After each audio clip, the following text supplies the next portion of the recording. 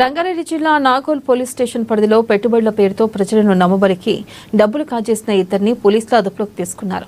చిత్తూరు జిల్లా వెంకటగిరి కోటకు చెందిన ఖాన్ రియాజ్ సురేష్ అనే వ్యక్తులు కలిసి 2024లో నాగోల్ చౌరస్తా వద్ద మామా మెటల్స్ పేరుతో కంపెనీని స్థాపించారు. ₹1,00,000 పెట్టుబడి పెడితే రోజుకు 2,000 లాభం ఇస్తామని, 100 రోజుల్లో డబ్బు రెట్టింపు అవుతుందని, దుబాయ్ నుంచి బంగారం తెప్పించి తక్కువ ధరలో ఇస్తామంటూ నమ్మించి డబ్బులు కాజేశారు. నిందితులు కనిపించకపోవడంతో మోసపోయామని గ్రహించిన బాధితులు నాగోల్ పోలీస్ స్టేషన్లో ఫిర్యాదు చేశారు. పోలీసులు కేసు నమోదు చేసుకుని ఇద్దరు నిందితులను అదుపులోకి తీసుకున్నారు. దాదాపు ₹1 కోటి వరకు వసూలు చేసినట్లు పోలీసులు తెలిపారు. నిందితులను అదుపులోకి తీసుకుని రిమాండ్కు తరలించారు.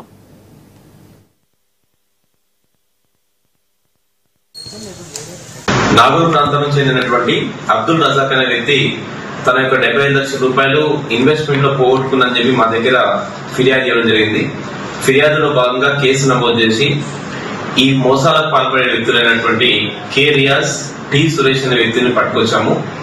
వీళ్ళ యొక్క ఎంఓ ఏంటంటే, మీరు మా దగ్గర ₹1,00,000 పెట్టుబడి పెట్టండి, ప్రతిరోజు మీకు ₹2,000 లాభం ఇస్తాం, అట్లే విధంగా మీరు పెట్టిన డబ్బుకి 100 రోజుల్లో రెట్టింపు చేస్తాం, తక్కువ రేట్లో బంగారాన్ని దుబాయ్ నుంచి తీసుకొచ్చి మీకు ఇస్తామని చెప్పేసి నమ్మగలుగుతారు. వీరి యొక్క మాటలు నమ్మినటువంటి నాగూర్ ప్రాంతానికి చెందిన దాదాపు 6 నుంచి 7 మంది వ్యక్తులు ₹1 కోటి వీళ్ళ వద్ద పెట్టుబడి పెట్టడం జరిగింది. కానీ వీళ్ళు ఫస్ట్ ప్రారంభంలో వాళ్ళకి 2,000, 4,000 అట్లా ఇచ్చుకుంటూ ఇవ్వడం జరిగింది. ఇట్లా ఆశపడి వాళ్ళ యొక్క ఫ్రెండ్స్ కూడా చెప్తే వాళ్ళు కూడా వీళ్ళ దగ్గర పెట్టుబడి పెట్టడం జరుగుతుంది అనమాట. తర్వాత వీళ్ళు కొన్ని రోజుల నుంచి గత 2024 ఇది ఎస్టాబ్లిష్ చేశారు. గత 6 నెలల నుంచి వీళ్ళు కనిపించకుండా పోవడం జరిగింది.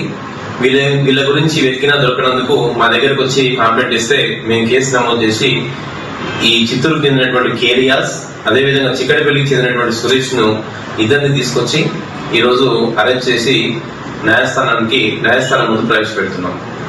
కాబట్టి ప్రజలందరూ కూడా ఇట్లాంటి పెట్టుబడి పెడితే ఈజీ వేలో డబ్బులు వస్తాయని చెప్పేసి ప్రైవేట్ వ్యక్తులు నమ్మి ఎక్కడ కూడా డబ్బులు ఇన్వెస్ట్ చేయొద్దని చెప్పేసి నేను సందర్భంగా అందరికీ తెలియజేస్తాను.